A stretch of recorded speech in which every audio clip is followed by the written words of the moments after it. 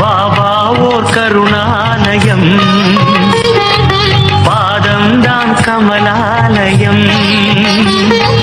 பாபா ஓர் கருணாலயம், பாதம்தான் கமலாலயம்.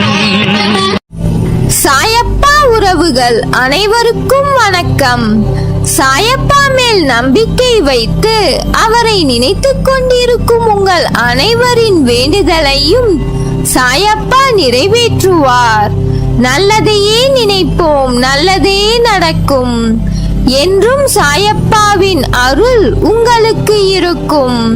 நம் மனதிற்கு இதமான சாயப்பாவின் இன்றைய அருள்மொழியை கேட்போமா? அன்பு குழந்தையே, நீ வெற்றி பெற போகிறாய்.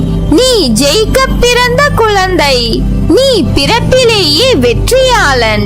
நீ பல லட்ச விந்தணுக்களுடன் போட்டியிட்டு நீந்தி சென்று வென்ற விந்து. வென்ற அந்த ஒரு விந்துதான் மனிதராக பிறக்கிறது. அதனால் நீ பிறப்பிலேயே வெற்றியாளன்தான். இப்போது நீ அதை மறந்து விட்டாய். நீ தோல்வியை கண்டு அஞ்சாமல் வெற்றியை நோக்கி போய்கொண்டே இரு. முயற்சி செய்வதை மட்டும் கைவிடாதே. உனக்கு துணையாக நான் இருக்கிறேன். உன் வழியில் வரும் சிறு சிறு தோல்விகள் உனக்கான பாடங்கள்.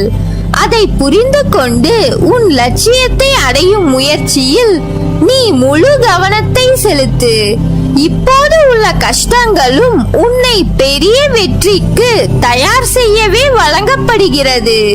உனக்கு நான் என்றும் துணையாக இருந்து வழிநடத்தி கொண்டேதான் இருக்கிறேன்.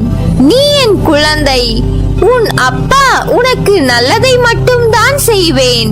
உனக்கு வரும் துன்பங்களும் கஷ்டங்களும் உன் நன்மைக்காகத்தான் வருகிறது என்று நம்பு. இதில் நமக்கு சாயப்பா எதையோ கற்றுத்தர இருக்கிறார். அதனால் தான் நமக்கு இந்த கஷ்டத்தை கொடுத்துள்ளார் என நம்பு.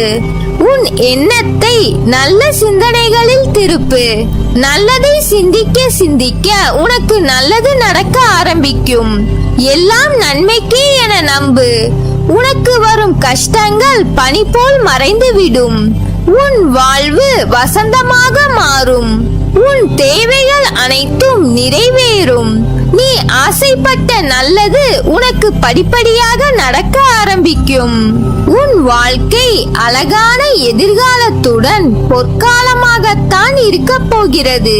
நீ எதற்கும் பயப்பட தேவையில்லை. நீ நினைத்தது போன்ற வாழ்க்கை உனக்கு கிடைக்கும். நீ தொட்ட காரியங்கள் எல்லாம் துலங்கப் போகிறது. வெற்றி மேல் வெற்றி உனக்கு வந்து சேரும். என் குழந்தையே, ஒன்றை நன்றாக மனதில் நிறுத்திக்கொள். வாழ்க்கை என்றால் சில நேரங்களில் கஷ்டங்கள் இல்லாமல் எப்படி இருக்கும்?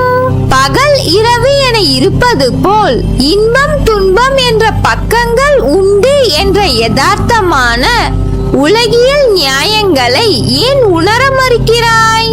ஒன்றை பெற சில போராட்டங்களை தாண்டித்தான் வர வேண்டும். வாழ்க்கையில் நிம்மதியான சந்தோஷமான சூழ்நிலைகள் அமைய சில தடைகள் இருக்கத்தான் செய்யும். அதை தாண்டி மனம் தளராது உழைத்து அதற்கான தகுதியை நீ வளர்த்து கொண்டால் நிச்சயம் நீ வெற்றி பெற்று ஜெயிப்பாய். நிகழ்கால வாழ்வு என்பது மிகவும் முக்கியம். எதிர்காலம் நல்லதாக அமைய வேண்டும் என்றால் நான் கூறுவதை காதில் வாங்கிக் கொண்டு உன் புத்தியிலும் மனதிலும் அதை பதிந்து அந்த இடத்தில் அமர்த்திவிடு அந்த எண்ணங்களை. அதற்கு பிறகு உன் நிகழ்காலத்தை உணர்ந்து வாழ்வாய். நீ வாழும் காலத்தை உன்னதாய் ஆக்கிக் கொண்டால் எதிர்காலம் உனது பொற்காலமாக மாறும்.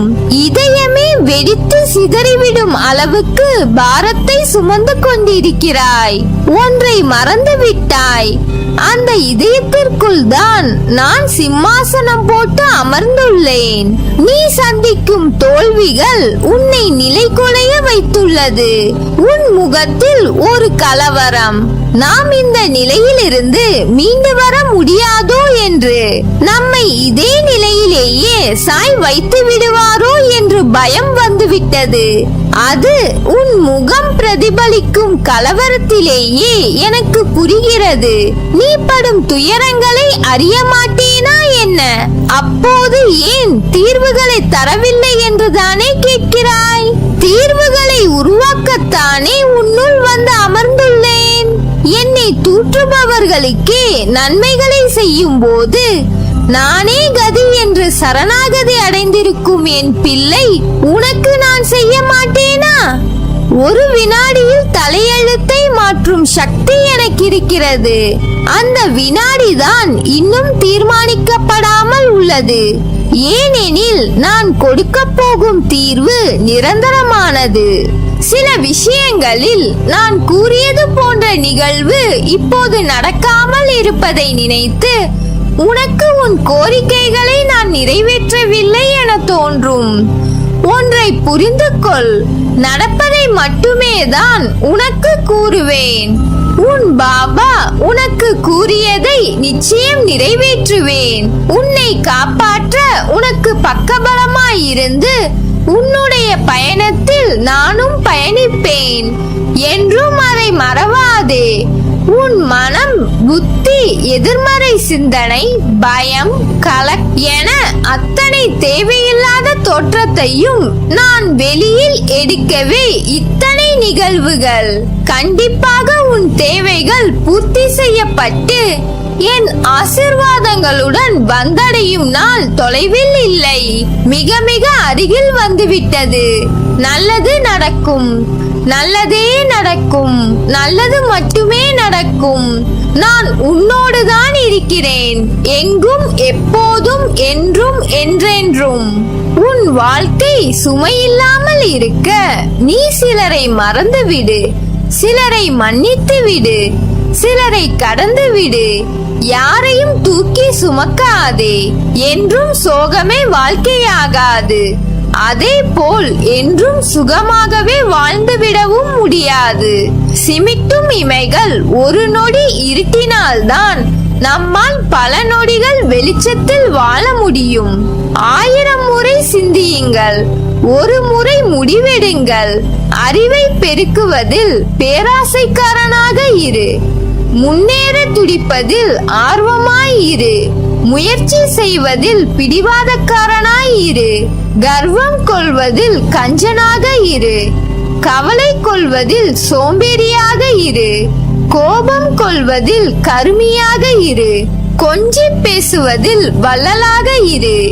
எதிர்ப்பை வெல்வதில் முரடனாக இரு. கேட்பவை எல்லாம் கிடைத்துவிட்டால் வாழ்க்கையில் ரசனை இருக்காது. கிடைத்தவை எல்லாம் நிலைத்து விட்டால் கேட்பதற்கு எதுவுமே இருக்காது. ஒன்று நடப்பதை புரிந்தவனாக இருக்க வேண்டும், இல்லையெனில் புரிந்து கொள்பவனாக இருக்க வேண்டும். இந்த இரண்டில் ஒன்றும் இல்லாதவன் வாழ்வில் வெற்றி பெறுவது கடினம். என் வார்த்தைகள் மீது நம்பிக்கை வைத்து செயல்படு. வாழ்க்கையில் உயர்ந்த நிலையை அடைவாய். உனக்கு எல்லா சூழ்நிலையிலும் நான் துணை நிற்பேன். நல்லதே நடக்கும். நீ என் பரிபூர்ண அருளும் ஆசிர்வாதமும் அன்பும் பெற்ற என் செல்ல பிள்ளை.